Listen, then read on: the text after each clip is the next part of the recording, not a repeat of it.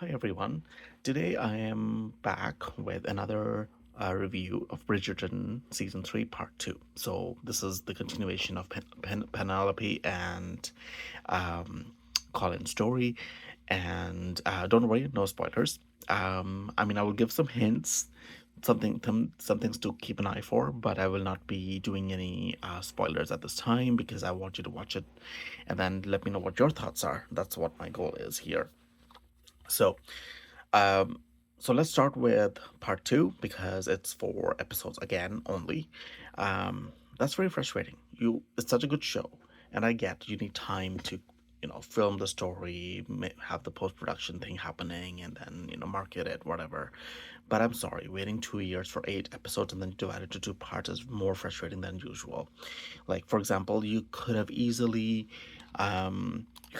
made it better in terms of having maybe more episodes or something. If you have to wait that long, at least make them more episodes. Like otherwise, and don't do 2 parts. It's pathetic. I'm sorry, but that was so frustrating because it literally felt like it ended before it even started. It was very sad to see that. But again, it's 4 episodes long. They're long 1 hour episodes, I get it, but still, it's not enough. And again, we have to wait 2 more years apparently for the next season, which is frustrating. Um, so let's talk about the show. So it's again very jam-packed show. Lots happening with everybody's stories.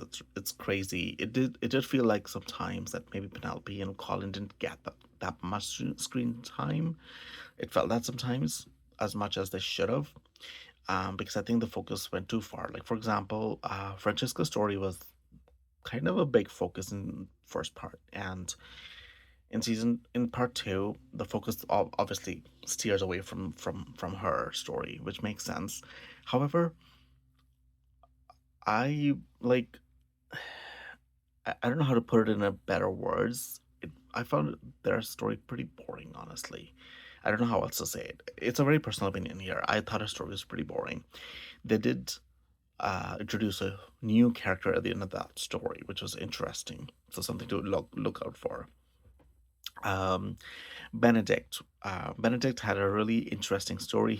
Meets this girl Tilly, and they start to have an affair. I don't know how else to say it. I don't know what they were, but it was friendship, and then it led to something more. And there's no need to define it.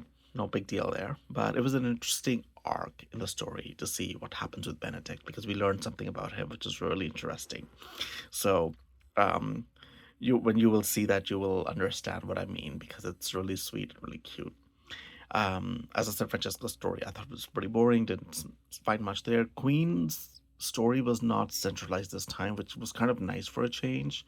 But her search for Whistledown was frustrating sometimes, and she used her power a couple times where it was like, nah, you're going a little too far here. But again, she's a queen, so she gets away with everything. So that's just how it is. But that was just my thought. It was like she kind of ruined a really nice moment, which was like, come on, don't do that. um, the other interesting story that we continue to see is Violet meeting Lady Danbury's brother, and we know there's a spark there. We saw that in part one. We see what happens in part two. Does it move forward? Does it end? Does Lady Danbury and the brother, come to some sort of mutual agreement? We will see what happens there.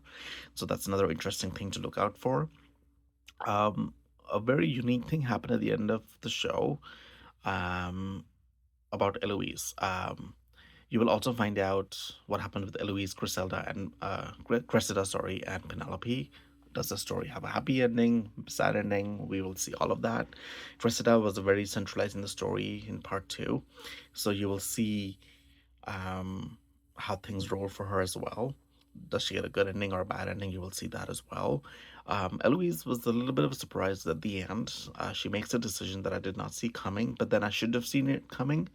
I guess I wasn't thinking that too much about it, but it made sense when she makes that decision. So you will see what happens. There was some people caught it. I didn't catch it at first, but maybe it is or it isn't. There was a speculation that season four might be Benedict's story. Now, that's the only spoiler I'm going to give. It's not even a spoiler, to be honest with you. It's speculation at this point because they never say who it is. But people are throwing some sort of tits and bits. They identified some things from the books apparently that said that might be his story, but it is still a toss up between him and Eloise. So we actually don't know. So that's my review of it. Spoiler free review. I tried to cover as much as I could, and I tried not to tell you much of anything that's going on. It's a jam packed show, really fun, really interesting. Chemistry between Colin and Penn is amazing. Love their story. It was really good. I wish they had a little bit more screen time though. That would have been more fun. But otherwise, it's a good show. Go watch it and enjoy it. And let me know what your thoughts are. Are you as frustrated as I am? Because 4 episodes ended, it was like, come on, we need more than that. That was just frustrating to watch. So, would love to know what you think. So please like, share, and subscribe my channel. And thank you so much for watching.